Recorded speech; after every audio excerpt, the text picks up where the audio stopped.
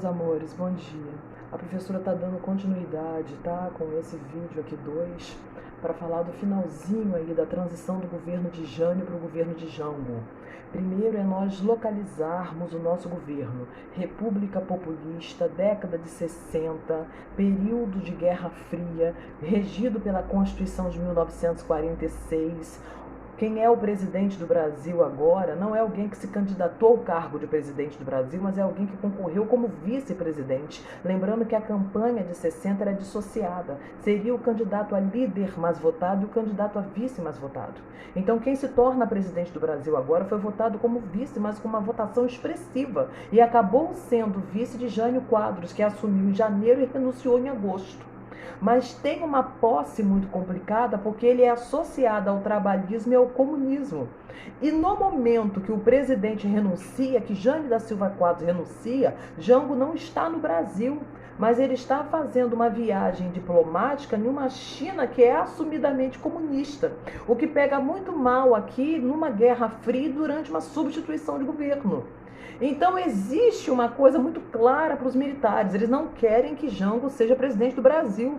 E eles entendem que já que ele está na China comunista, o mais inteligente a fazer é não deixar ele voltar, é deixar ele por lá para que ele não entre no Brasil e não tome posse, como a Constituição resguarda e diz que tem que ser como presidente do Brasil.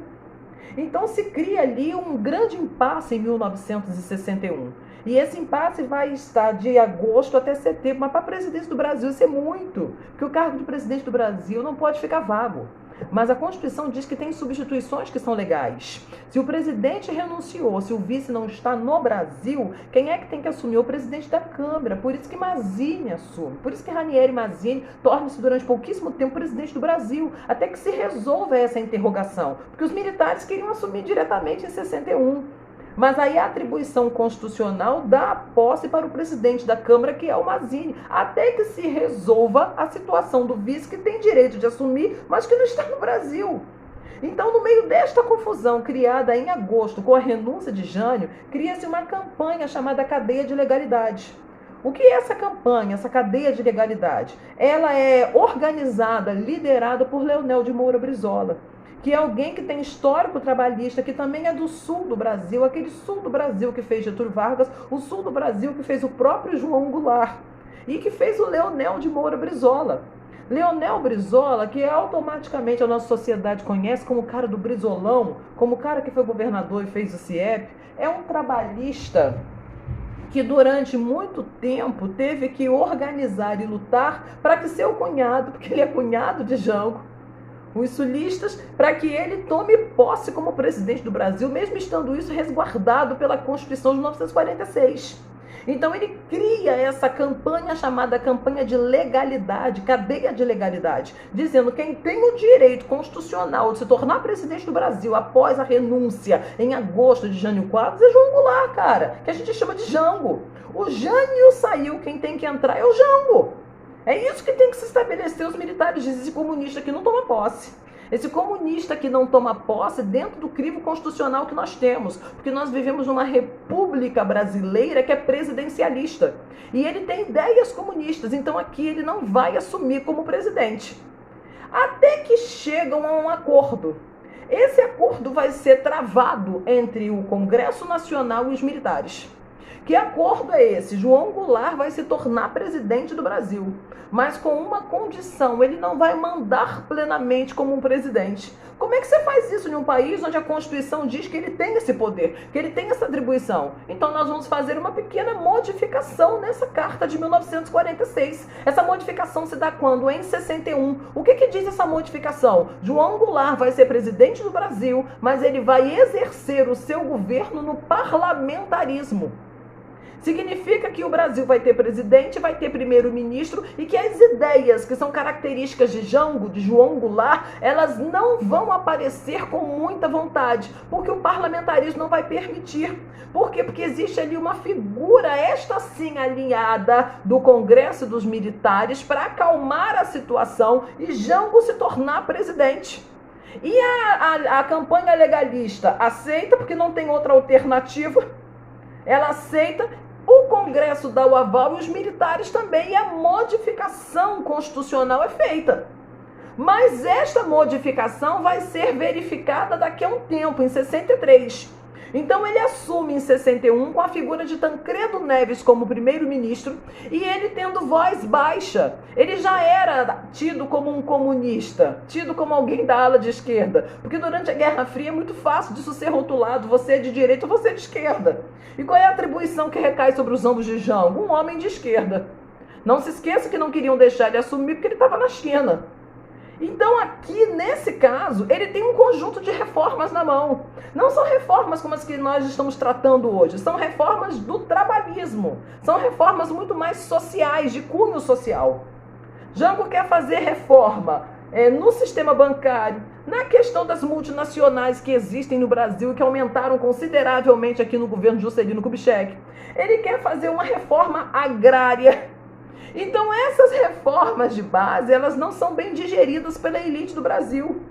Quem ele tem contra ele? Os latifundiários, os empresários, os industriais, a burguesia de uma maneira geral, a classe média, os militares e a igreja.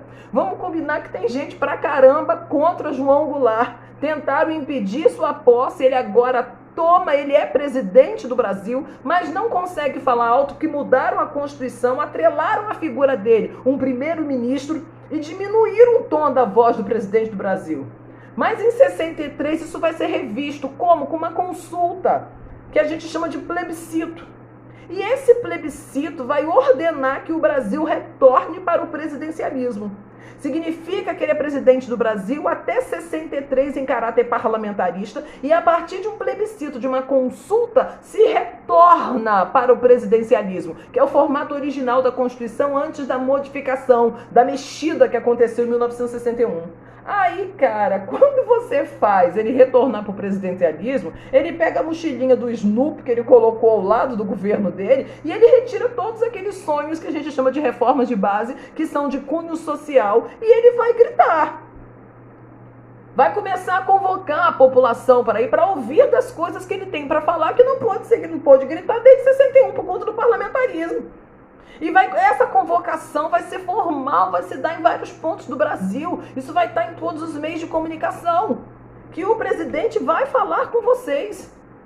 Vai falar com vocês sobre o quê? O presidente vai falar com vocês sobre as reformas que são necessárias. Mas são reformas que não vêm do alto, não vêm da burguesia, não vêm do latifundiário, não vêm do industrial. São reformas muito mais sociais. A reforma agrária é uma grande bandeira. A reforma administrativa também é uma bandeira, a reforma bancária é uma bandeira. A lei de remessa de lucros vai ser discutida porque ele diz que se uma empresa internacional ganha dinheiro no Brasil, parte dessa lucratividade tem que ficar aqui. Então não é certo você enviar a maior parte do lucro para os países para além das nossas fronteiras, se é aqui que a população é explorada, que o trabalhador de uma multinacional exerce função ganhando menos que na sua empresa matriz. Então isso mexe não só com o Brasil, mas mexe com interesses extremamente poderosos. Ele é inimigo dos Estados Unidos, das Forças Armadas, ele tem grandes inimigos no Congresso. Ele tem no pé dele a UDN, aquela mesma UDN que foi contra Vargas, a UDN que apoiou Jânio. A UDN que depois ficou contra Jânio, é a UDN que agora acusa Jango de ser comunista e diz que ele nunca poderia ter sido presidente do Brasil, foi um erro. Então, o que Jango faz? Ele vai noticiar, ele vai colocar para a população quais são suas reformas e sua vontade. Vai gritar que quer fazer reforma agrária, inclusive nas terras ociosas do próprio governo. E isso é assustador na época. Para quem? A igreja fica muito contra Jango, se declara contra Jango, vai para as ruas contra Jango. A classe média, sempre a classe média, que tem muita dificuldade de definir se ela é da direita ou da esquerda, de qual é a sua origem. A classe média se coloca formalmente contra Jango, as forças militares. E é muito difícil um presidente perder esse conjunto de forças. Perder o apoio das Forças Armadas, perder o apoio da igreja, perder o apoio da classe média é preocupante para qualquer governo. O que ele ainda tinha? Ele tinha o apoio da massa. Porque as reformas eram enxergadas como reformas que iam atingir e que iam mudar, melhorar a vida da massa, da população. Não se esqueça que é um governo populista. Ele foi ministro do Trabalho, bem aceito, ele foi vice de JK, foi vice de Jânio, e ele tem uma relação de muita intimidade com a massa trabalhadora. Mas os movimentos ganham força depois do comício que ele faz no Rio de Janeiro, gritando: é chegada a hora de mudar o Brasil, é chegada a hora de reformar o Brasil. Ele tem ainda no discurso os trabalhadores do Brasil, que era um indicativo de Getúlio Vargas. Ele tem junto com ele Leonel Brizola, o cara da cadeia legalista. E ele tem junto com ele o trabalhador que enxerga em Jango a possibilidade de melhoria da sua situação social.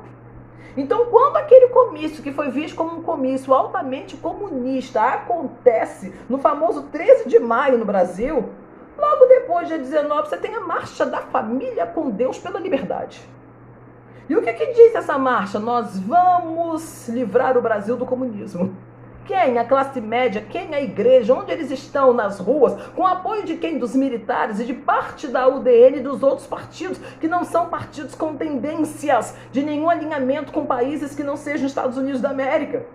Eles literalmente foram para a rua. Por isso algumas questões falam em golpe civil-militar. Porque, de fato, parte da sociedade civil apoiou o golpe de 64. Que parte é essa? Latifundiários, burgueses, industriais, classe média, igreja e forças armadas. Apoiaram, sim. Constituíram isso em um movimento, Marcha da Família com Deus. Tomaram praças. Colocaram multidões nas ruas. E era tudo que os militares esperavam para fazer o que eles quiseram fazer em 61. Não se esqueça que quando Jânio renunciou e Jango não estava no Brasil, eles queriam assumir o Brasil. Só que aí o presidente da Câmara tomou posse. E aí Jango assumiu, mas assumiu de maneira parlamentarista. Então agora, em 64, depois do comício dele na Central, no Rio de Janeiro, praça aberta para multidões, falando de reforma de base, gritando reforma agrária, gritando reforma para os bancos do Brasil que ganhavam muito dinheiro, gritando reforma para as multinacionais. Isso foi um escândalo para a época. A galera conservadora não tinha dúvida, diziam: é um comunista do Brasil, mas ele é presidente do Brasil, ele tem que sair de lá. E quando os militares percebem que parte da sociedade civil estava nas ruas, aí em 31 de março, eles vão retirar João Goulart da presidência do Brasil. E os representantes alinhados com essa ideia vão ter que sair, vão ser exilados do Brasil. E o golpe militar vai ser instaurado com o anúncio de que ele vai acontecer provisoriamente para livrar o Brasil daquela onda comunista que se construía ali com João Goulart. Mas que eles iriam ficar no Brasil por pouquíssimo tempo no governo, para ajeitar as coisas e colocar o Brasil de novo na Guerra Fria, no caminho consistente do capitalismo, da aliança com os Estados Unidos da América, com apoio da igreja, da classe média, dos latifundiários, dos grandes empresários do Brasil.